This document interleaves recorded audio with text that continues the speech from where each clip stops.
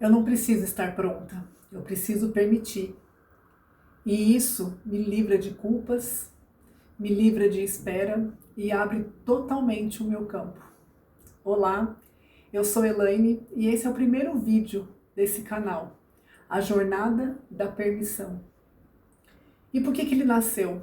Porque muito se fala de manifestar, muito se fala de conseguir, de concluir, de...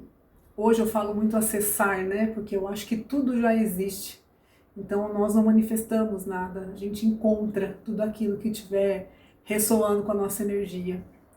Mas ao longo desse processo, não sei se vocês também vivenciaram isso, a gente vai atrás de um monte de conteúdo, vamos atrás de um monte de informações, de ferramentas, de técnicas, enfim, de tudo aquilo que nos tira de um inconsciente e traz para esse consciente esses artefatos, vamos chamar assim, esses conteúdos, para que a gente consiga ir lá no subconsciente e fazer aquela limpeza, trazer aquela crença limitante e fazer com que isso se transforme e pronto. Uma vez que eu vou adotando essa técnica, eu vou me limpando para chegar, de fato, na manifestação. E ao longo dessa minha jornada, porque ela é contínua, né? Por mais que a gente possa acessar ou manifestar situações, coisas, parte financeira, ela não encerra, ela é o início de algo, né? Porque você vai abrindo uma porta, você conquista algo, você acessa algo, dali a pouco você já almeja outro. Isso é uma ascensão, tanto material quanto do ser, né? Quanto mais a gente vai evoluindo, a gente vai acessando mais e vai querendo usufruir mais. Ou como eu já vi até o próprio Bashar dizer, a gente tem aí uma infinitude de coisas, né? O que a gente faz é magnetizar isso e trazer. Isso já existe, as nossas versões elas já existem. O que a gente está fazendo é acessando aquilo que existe. Então, se eu vou sentindo dentro de mim que aquilo ali eu tenho vontade de ter e acessar, ou eu quero porque hoje eu não tenho, simplesmente em algum momento o meu eu superior ele resgata essa memória e me coloca de novo nesse sentimento de vivenciar aquilo de novo, porque existe alguma realidade minha que já está vivenciando isso. E com todas essas ferramentas que existem, existe um momento que a gente vive tanto a ferramenta, tanto você está fazendo a prática certa, você está visualizando certo, se estou vibrando naquela informação, e parece que tudo fica num efeito muito calmo. Eu vivenciei uma coisa assim, parece, tá, nem barulho de grilo tinha, parecia que eu estava num lugar e o silêncio tomava conta. E eu falei, será que eu estou fazendo certo? Eu não estou? Será? Ai, já sei, não visualizei direito. Nossa, ontem eu acabei dormindo mais cedo e não consegui visualizar aquilo que eu queria visualizar e eu estava muito cansada. E eu comecei a perceber que eu estava vivendo tanto em função da técnica de ter cadernos. Eu tenho cadernos na minha mesa, assim, vários, que eu escrevia. Não que eu não escreva hoje, mas a gente vai chegar nessa conversa. Mas eu escrevia 33 vezes 3 e 55 vezes 5, enfim, todas essas técnicas, o próprio Ho'oponopono, eu tenho aqui 4, 5 japamalas, um em cada cômodo da casa, justamente para estar ali o tempo todo me controlando para que eu não entrasse naquele módulo de pensamento antigo, né, de coisas que me limitavam, e crença por si só ela já é limitante, embora ela seja positiva ou negativa. Então o que a gente pode ter é uma crença que seja limitante, ela fecha a gente dentro de um quadrado negativo, ela fecha a gente dentro de um quadrado positivo. Porque se é uma crença, ela já te limita. O que a gente tem que entender são as crenças alinhadas e as desalinhadas. O que eu quero deixar de ter como crença e transformar numa outra. Quando eu quebro um padrão, justamente eu deixo de ter uma crença e acrescento uma nova crença. As técnicas, inclusive, acabam ensinando muito isso. Mas eu estava vivendo uma jornada de viver tanto as técnicas, as ferramentas, que aquilo ali para mim, se eu não fizesse, eu sentia que eu não tava, que eu já tinha saído, voltei 10 casinhas para trás, sabe? E foi quando eu parei, até acompanhando, né, pessoas e perfis daqui, sejam eles de perfil dark, né, ou até perfil mesmo de pessoas, e comecei a entender que não é a técnica em si, sou eu. É claro que o emocional da gente quando ele não tá legal e a gente vai lá buscar na nossa memória sentimentos ruins, a escassez, o próprio medo, né? Esse estado de sobrevivência que a gente tem, isso não foi repetido, isso foi inserido na gente em dado momento que aconteceu algo com impacto emocional muito forte, né? Então, eu lembro de situações que eu vivenciei que o impacto foi tão forte que até hoje eu presencio isso. Só que é uma história que eu conto muito para mim, porque dentro disso a gente acaba fazendo algumas ligações com outros sentimentos, né? A gente pode entrar em questões técnicas de neurociência aqui, mas eu quero... Aqui é um bate-papo como se fosse um café, sabe? A gente tá tomando um café e a gente tá conversando. E eu percebi que esses sentimentos, eles vinham de uma forma de cruzar com outros, eles se identificam e aí a gente acaba alimentando ele. Mas se eu estou colocando, aí eu comecei a fazer a avaliação, se eu estou colocando muito foco em querer limpar algo ou reprogramar algo em mim, que repetidamente, de coisas que já estavam enraizadas dentro de mim, eu não estou dando foco para isso, e quanto mais eu dou foco, isso não aumenta. Tá, eu tenho um passado, ele faz parte de mim, ok, como diz Jung, vamos aceitar nossas sombras e vamos também dar as mãos para as nossas luzes, né? Então eu sou luz e sou sombra, então bom, isso também faz parte de quem eu sou. Então a forma como eu dou um estado de ser para isso que me aconteceu faz toda a diferença de quem eu quero me tornar. O que eu quero dizer com isso? Histórias já aconteceram, já teve momento que eu tive a escassez, teve momentos sim que eu também tive glórias, teve momentos, embora com esforço, né? A gente fica com aquela ideia do esforço, que eu preciso trabalhar mais para ganhar mais, enfim. E a gente acaba meio que se perdendo. Só que está existindo um movimento muito grande, onde a gente vê pessoas que estão começando a despertar, vamos chamar assim, desse modelo de trabalho que é desgastante e começar mesmo a se permitir, a dizer os nãos que precisam ser ditos, a dizer até aqui. E isso tudo nasce de uma coerência quando eu tenho clareza, mas clareza, total clareza daquilo que eu quero, porque aí dali eu encaixo valores, dali eu encaixo o que realmente eu quero, o que eu permito, também está ali linkado o amor próprio. Então a gente começar a dissolver, e aí dentro desse processo, o que eu venho fazendo que vem me ajudando muito? Embora não seja técnica, mas nasceu de algumas técnicas, mas eu não fico repetindo isso. Uma coisa que eu sempre fiz, e eu não me dei conta, só me dei conta agora, que eu colecionava bênçãos. E aqui eu não estou falando de ato religioso, nada. Quando eu paro para ver onde eu estou, querendo sim acessar, manifestar, magnetizar coisas para melhorar, quando eu olho daqui para cá, para eu entrar naquela energia de dizer, mas espera, já tem coisa acontecendo, já tem coisa que aconteceu, eu já sou resultado de muita coisa. Foi quando eu falei, meu, tá aí, eu estou o tempo todo aplicando coisas e lá também, em algum momento eu apliquei ou não, sabiamente ou não, consciente ou inconscientemente, enfim, eu manifestei. A diferença é que meu corpo foi muito exigido, porque o modo sobrevivência ele entrou muito em processo para que eu chegasse de fato em algumas manifestações.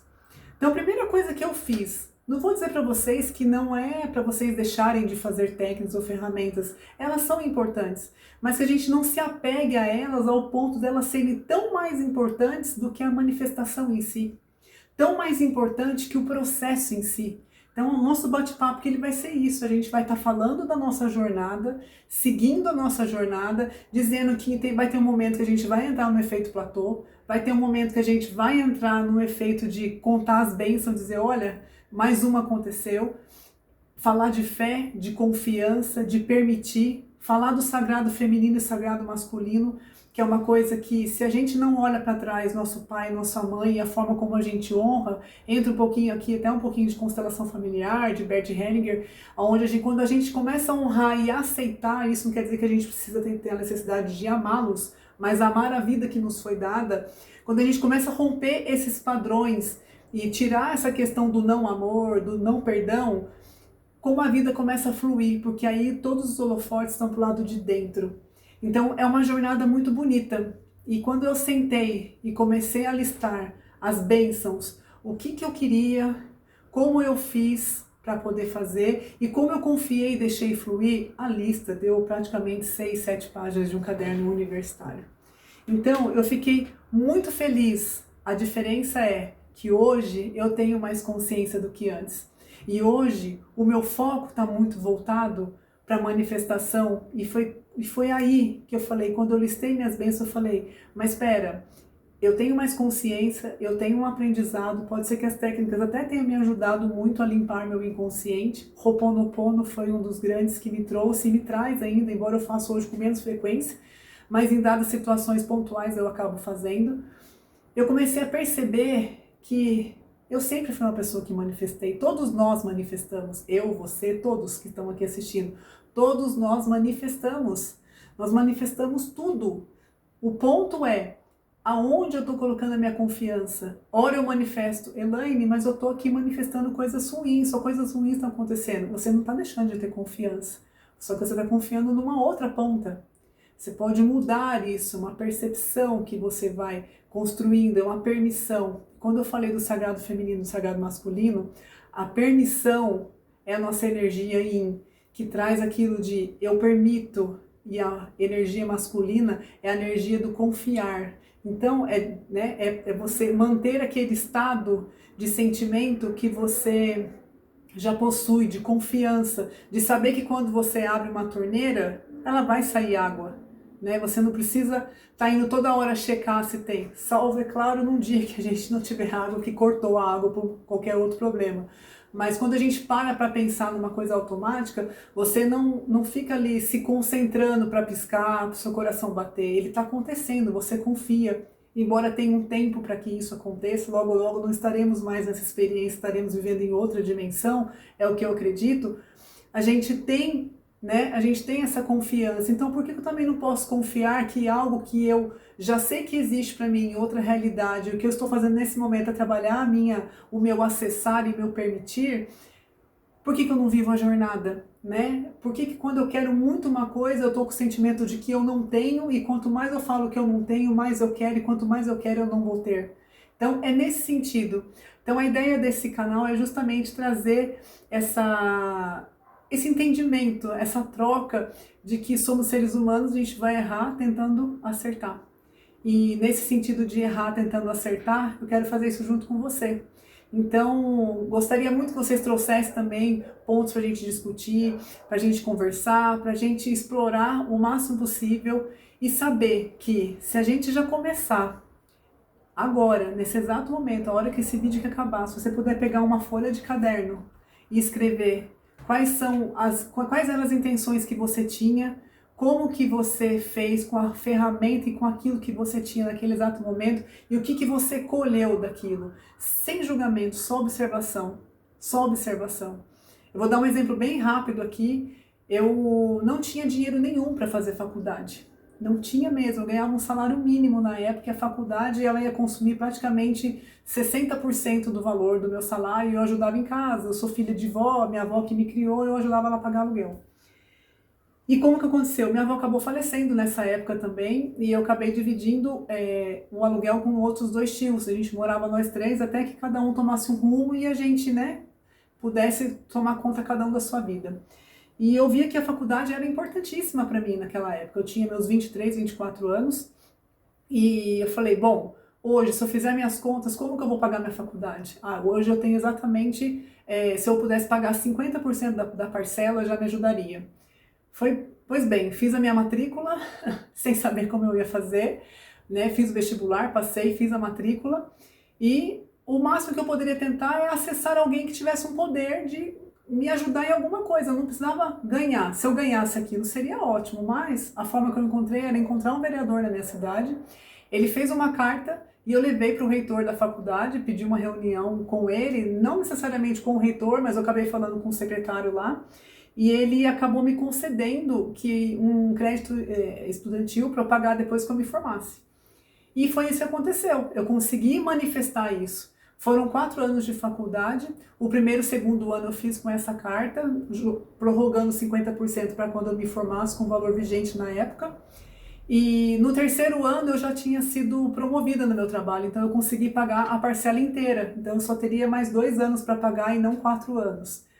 Quando eu terminei a faculdade, eu trabalhava numa área de relacionamento com o cliente e eu ajudei a área comercial a fazer um upgrade num contrato e aí isso me rendeu um percentual, né, uma comissão. E com essa comissão que eu recebi, 3 meses depois que eu me formei, eu fiz uma carta para a faculdade perguntando se eu poderia quitar aquele valor. E eu tinha em mãos um valor X, que era basicamente 60% do valor da dívida. E eles aceitaram. E eu fui lá e quitei a faculdade. Então, o que demoraria 2 anos para pagar, eu paguei em 2 meses após a formatura, né? Do ano seguinte. Então, o como não fui eu que fiz.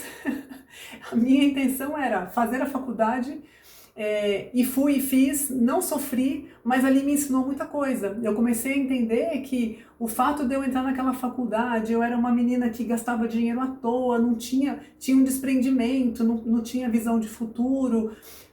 Com aquela dívida, vamos chamar assim, aquilo ali me fez começar a guardar dinheiro, a pensar em comprar um apartamento no futuro. E as coisas foram acontecendo. Então, essa primeira lista, na minha lista de bens, o primeiro item foi esse, a faculdade. O que eu fiz com o que eu tinha e como aquilo se concluiu. Ele se concluiu de uma maneira muito melhor do que eu imaginava. De repente, se eu falasse, não, eu quero ganhar na loteria para poder quitar a faculdade, isso não ia acontecer. E eu nunca imaginaria que eu ia fazer uma extensão de um contrato e receberia uma comissão por isso. Então, a jornada foi linda. E aí foi quando eu falei, tá aqui, ó, é a jornada, eu já sei o que eu quero. Então, se eu sei o que eu quero, eu preciso viver o agora, porque o agora vai me cobrar ações que vão me levar para essa manifestação, para levar para essa magnetização, para esse acessar da realidade. Então, a gente vai ter bastante papo para conversar aqui, e eu queria muito dividir isso com vocês, e espero que uma pessoa comum que está aí também num processo, não estou aqui para dizer que eu ganhei milhões, que eu tenho um carro importado, não. Eu estou aqui dividindo e compartilhando com vocês um processo que faz parte da vida de todo mundo. A diferença é que eu estou colocando presença, eu estou aprendendo a permitir. E isso vai ser muito legal dividir aqui com vocês, tá bem? Obrigada, até o próximo vídeo.